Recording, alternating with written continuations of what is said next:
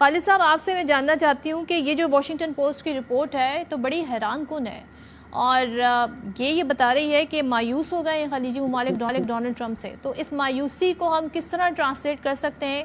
Likely scenario کیا کیا ہو سکتا ہے اور کتنی حقیقت ہے اس رپورٹ میں؟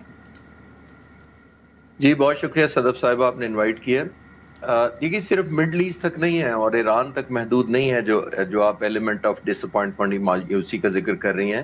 Over a period of time ان کے ویپنز کی جو اسٹاک پائل تھی وہ تو کمپرومائز ہوئی ہے، وہ ڈیٹرنس تھی وہ کمپرومائز ہوئی ہے، ون اوور کرنے میں ابھی کامیاب نہیں ہو پا رہے. خاص طور پر جو ڈیل امریکہ چاہ رہا ہے اپنے ملٹری آبجیکٹو سے مجھے ابھی نظر نہیں آ رہے، اور شاید امریکنز کو بھی نہیں فورسیبل نظر آ رہے ہوں گے.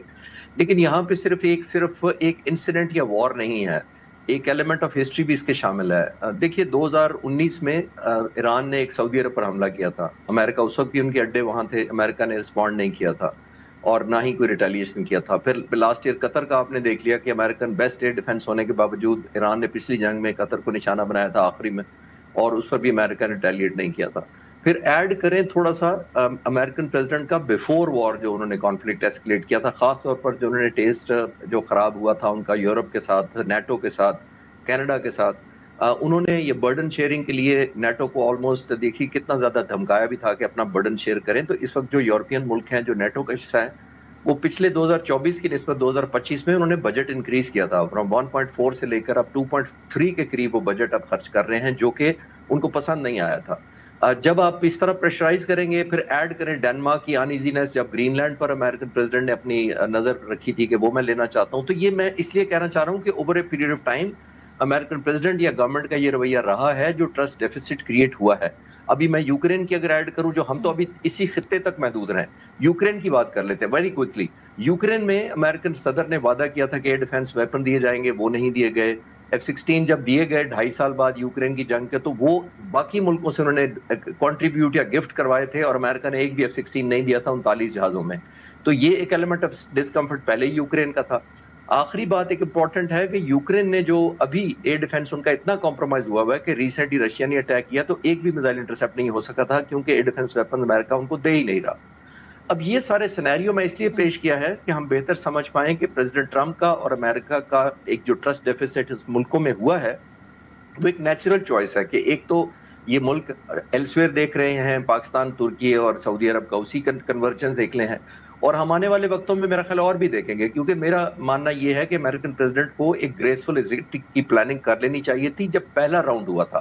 دیٹ مین جو دوبارہ ایسکلیشن ہوئی تھی، کو 12 دنوں کی بمباری کی تھی، اس میں ایک اور بھرم ٹوٹ گیا، وہ یہ کہ ایران شاید اب گھٹنے ٹیکنے پر مجبور ہو جائے گا، اور پھر ابھی بھی ان کو مشورہ دیا جا رہا ہے کہ ایسکلیٹ کریں. میرا خیال ہے ارلیئر دا بیٹر والی آپشن ہے، کیونکہ ایرانیوں کو پتا ہے کہ ناؤ اور نیور. میرا نہیں خیال ایران کو اگر تھرڈ راؤنڈ بھی ہوا یا ایسکلیٹ ہوئی تو میرا نہیں خیال وہ اس لیول تک امریکہ ان کو لا پائے گا کہ ایک میننگ فل وار ٹرافی ڈکلیئر کر کے ویسے وہ بیک ہوم چلا جائے. چشتی صاحب، اب آپ اس معاملے کو کس طرف جاتا دیکھ رہے ہیں؟ کیا ہم یہ سوچیں کہ خطہ ایک بار پھر کسی بڑی جنگ کی طرف جا سکتا ہے، یا یہ صرف بیانات کی حد تک ہے؟ کل تک ڈونلڈ ٹرمپ کہہ رہے تھے میں اسے اپنا علاقہ قرار دے دوں گا آبنائے ہرمز کو، جبکہ آبنائے ہرمز کو تو کوئی اپنا علاقہ قرار نہیں دے سکتا. پھر واشنگٹن کے ایک سینئر وائٹ ہاؤس کے ایک سینئر عہدیدار نے کہا کہ جی وہ مذاق میں یہ بات کہی گئی تھی. تو یہ اب کس طرف معاملہ آپ جاتے ہوئے دیکھ رہے ہیں؟ دیکھیں مذاق تو جو ہونا تھا ہو چکا. دنیا کے ساتھ جس کام کے لیے آئی تھی امریکن فورسز بیک بائی اسرائیل، وہ ہم سب کو یاد ہیں. اس کے شاید ٹائم میں ضائع نہیں کرنا چاہتا اس پر. لیکن پھر الٹیمیٹلی جو احمد العربی صاحب کہہ رہے ہیں کہ پھر وہ آپٹکس کی جنگ ہو گئی، اور وہ بالکل میں تو اس کو وار ٹرافی کہتا ہوں. اسٹیٹ آف ہارموز خود ہی امریکنز نے وار ٹرافی ڈکلیئر کر دی. وہ اس وجہ سے کہ اتنا زیادہ فوکس کیا گیا یا اوور فوکس کیا گیا یا ریئلسٹک فوکس کیا گیا، کیونکہ پوری دنیا کے 8 بلین لوگ اسٹیٹ آف ہارموز سے ڈائریکٹلی انڈائریکٹلی آئل کی وجہ سے اور دوسری وجہ سے افیکٹ ہو گئے. جب وہ وار ٹرافی ڈکلیئر ہو گئی اور پریزیڈنٹ ٹرمپ اپنے پہلے راؤنڈ میں نہیں چھڑوا سکے، تو پھر انہوں نے کاؤنٹر بلاکیٹ کیا. کاؤنٹر بلاکیٹ اٹ سیلف ایک ڈیفینسو اسٹریٹجی تھی، اور میں نے اس وقت بھی کہا تھا کہ یہ ایسا ہی ہے کہ آپ کسی سے اپنا بازو نہ چھڑوا سکیں تو اس کا دوسرا بازو پکڑ لیں خود، تاکہ وہ آپ کا بازو دوسرا والا چھوڑ دے. تو یہ تو ایک اتنی بڑی سپر پاور کے لیے ایک ایلیمنٹ آف، میں ون نہیں کہوں گا. پہلی بات تو یہ.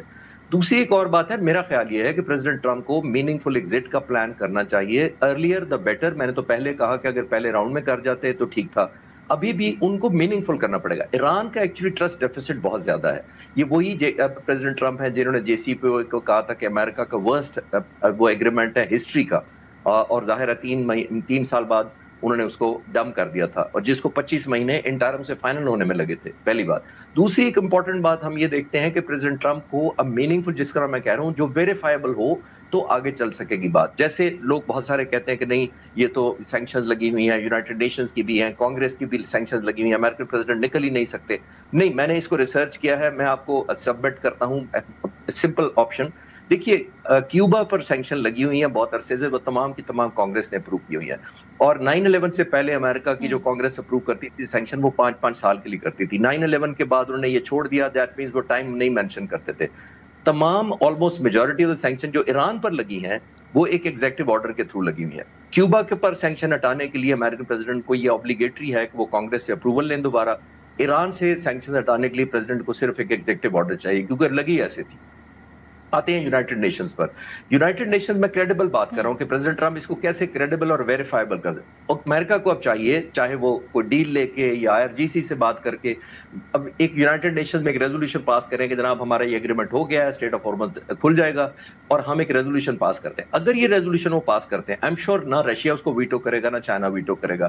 فرانس اور UK کی تو بات ہی نہ کریں, کیونکہ شاید فرانس نے تو مجھے لگتا ہے 1986 میں آخری ویٹو کیا تھا, کیونکہ جب بھی وہ ویٹو کریں گے ان کی لیجیٹمیسی چیلنج ہو جائے گی کہ وہ کس حساب سے اس ویٹو پاور کے حامی یا حقدار ہے.